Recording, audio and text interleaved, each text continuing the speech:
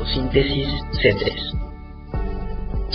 Nosotros, los organismos autótrofos, llevamos a cabo el proceso de respiración, que puede entenderse como un intercambio de gases, en donde inhalamos oxígeno y exhalamos dióxido de carbono. Sin embargo, los organismos autótrofos llevan a cabo el proceso de fotosíntesis, y su proceso de respiración es diferente ante nosotros, porque a diferencia de nosotros, ellos absorben la concentración de dióxido de carbono del ambiente y liberan oxígeno para poder producir su energía. La fotosíntesis es un proceso altamente regulado y de múltiples etapas, las cuales abarcan la recolección y conversión de energía solar, el acarreamiento de moléculas de agua para convertirlas en moléculas de NADPH, la generación de ATP y una serie de reacciones enzimáticas para convertir el dióxido de carbono en carbohidratos. La apertura de los estomas para la fijación de dióxido de carbono constituye una pérdida de agua, por lo cual las plantas han desarrollado adaptaciones metabólicas y anatómicas para mejorar la eficiencia del uso del agua. La eficiencia del uso del agua constituye la cantidad de dióxido de carbono fijado por unidad de agua transpirada. En el caso de las plantas C3, estas fijan dióxido de carbono a través del ciclo de Calvin, catalizado por la enzima rubisco. También existe un proceso respiratorio no mitocondrial que consume oxígeno y libera dióxido de carbono, conocido como fotorrespiración. Este proceso cobra importancia porque reduce la capacidad fotosintética de las plantas C3. Para llevar a cabo la fotosíntesis, la mayoría de las plantas utilizan una vía metabólica de 3 carbonos. Se denomina vía metabólica de 3 carbonos ya que el primer compuesto del cual incorpora el CO2 es el fosfoglicerато, el cual tiene 3 átomos de carbono. Este tipo de plantas fijan el CO2 utilizando el ciclo de Calvin, catalizador por la enzima rubisco. Existe un proceso respiratorio no mitocondrial que consume O2 y produce CO2, estimulado por la luz, conocido como fotorrespiración. Cabe mencionar que es importante que las plantas C3 disminuyen la capacidad fotosintética, la velocidad de la fotosíntesis neta se reduce para fijar menos carbono con el mismo gasto de agua. La fotosíntesis C3 tiene varias características. Entre una de ellas es de que representan aproximadamente el 95% de la biomasa vegetal terrestre, es decir, que la mayoría de las plantas que se encuentran en el planeta utilizan la fotosíntesis C3. También otra de las características es de que la productividad máxima de estas plantas es de 1030 toneladas por año por hectárea. También este tipo de plantas puede fijar una molécula de oxígeno gastando 3 moléculas de ATP y 2 de NADPH. Es decir, este es el gasto energético que le lleva a la planta poder utilizar una molécula de oxígeno. También muestran una tasa fotosintética media representada por la emisión de la fotosíntesis por el oxígeno requerido mediante 200 partes por millón de CO2. Como lo mencioné anteriormente, esta vía metabólica utiliza la enzima rubisco, que es la más abundante en toda la Tierra. Otra de las características es que la eficiencia que tienen estas plantas del agua es de 1 a 3 gramos de CO2 por kilogramo de agua utilizada, es decir, pueden fijar de 1 a 3 gramos de CO2 por cada kilo de agua que ellos consuman. También transpiran de 500 a 600 gramos de agua por cada gramo de materia seca. El primer producto de toda esta vía metabólica es el pH, que se encuentra en nuestros organismos fotosintéticos. Uno de los problemas que enfrenta la fotorrespiración es que en presencia de suficiente dióxido de carbono, la enzima carboxilasa oxigenasa introduce el dióxido de carbono sin ningún problema al ciclo de Kelvin.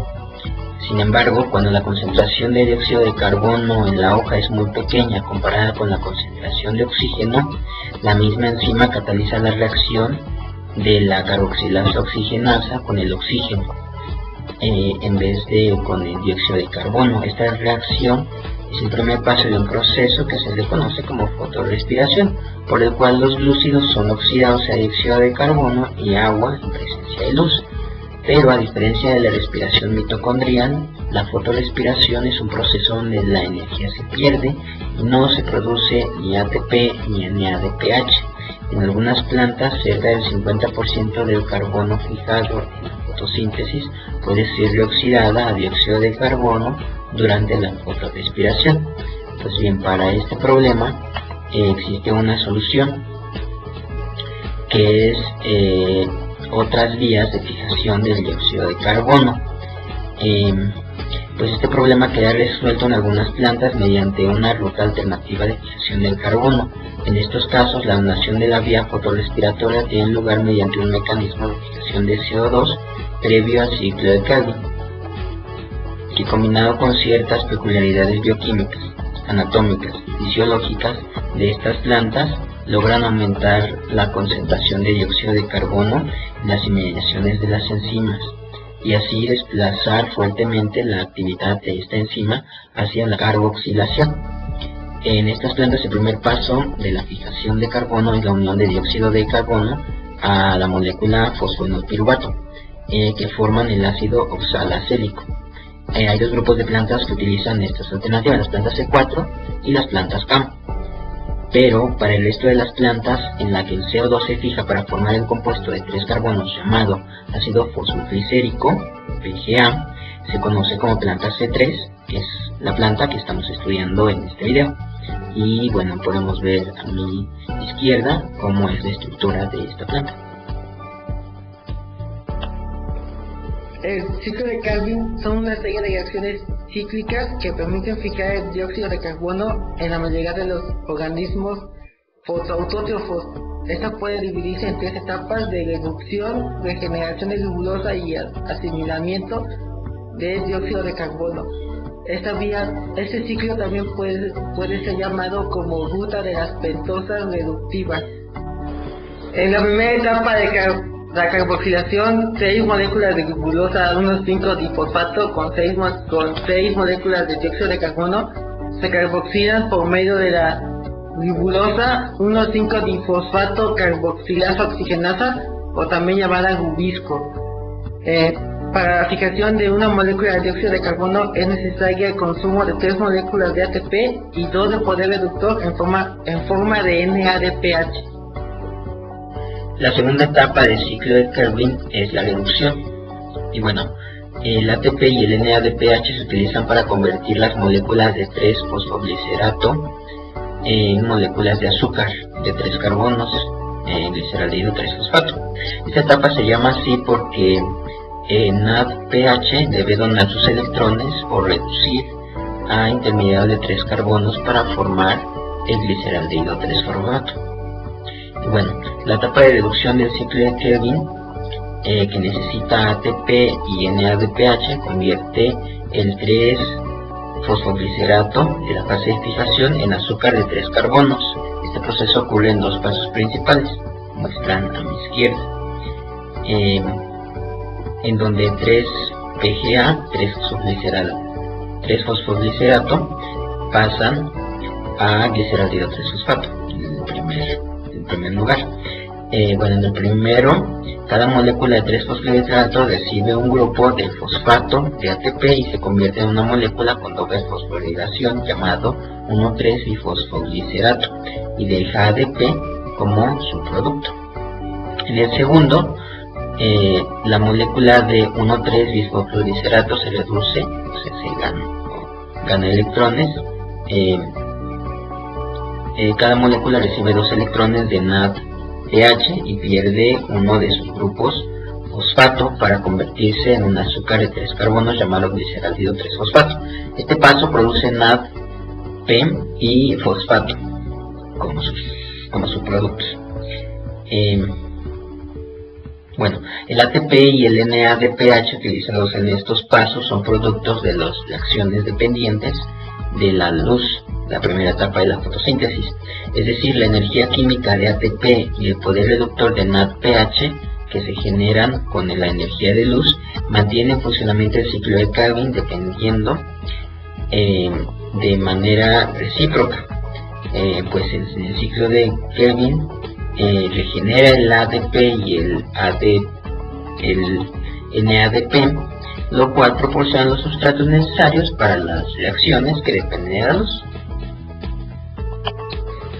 En la segunda etapa, en la generación de glibulosa, el 3-fosfoglicerato es transformado a través de la 3-fosfoglicerato quinasa a 3-difosfoglicerato, y a su vez es transformado a 3-glicerdehído 3-fosfato a través de la 3-fosfato deshidrogenasa. La primera reacción está regulada por la presencia de ATP y la segunda por el poder reductor NADPH. En la fase luminosa de la fotosíntesis involucra el uso de la energía luminosa para generar el ATP y el poder reductor. El poder reductor en los organismos fotosintéticos del reino vegetal es el NADPH. Los electrones necesarios para la conversión del NADP a NADPH en la fase luminosa provienen del agua. En este proceso tiene lugar la formación del oxígeno. En la fase oscura, el NADPH y el ATP generado en la fase clara son utilizados para convertir el CO2 en carbohidratos. En las plantas superiores existen 3 mecanismos diferentes para llevar adelante este proceso. Sin embargo, se puede establecer que existe un mecanismo básico con 2 variantes. El mecanismo se denomina como ciclo de Kelvin, más recientemente conocido como vía C3 o modo C3 de la fotosíntesis. Las 2 variantes son el modo C4 y el proceso denominado metabolismo ácido de las crasuláceas o CAM. Las plantas que utilizan el modo C4 viven en ambientes tropicales y son denominadas plantas C4, y aquellas que utilizan el mecanismo CAM crecen en regiones desérticas y se denominan plantas CAM. Las plantas C3 convierten el CO2 en carbohidratos solamente mediante el ciclo de Kelvin. Las plantas C4 y CAM utilizan también este ciclo en la conversión del CO2 en carbohidratos, pero presentan pasos enzimáticos previos.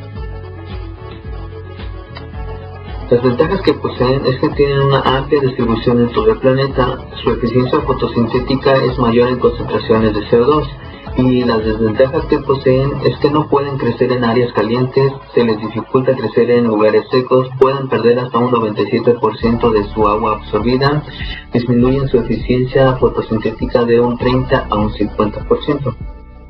Y nuestra conclusión es que las plantas C3 poseen un mecanismo articulado para realizar su fotosíntesis. La formación de azúcares es compleja y cíclica. Además, las sustancias que hacen parte de este ciclo son reutilizadas. También poseen ciertas limitantes como es la temperatura y la intensidad luminosa.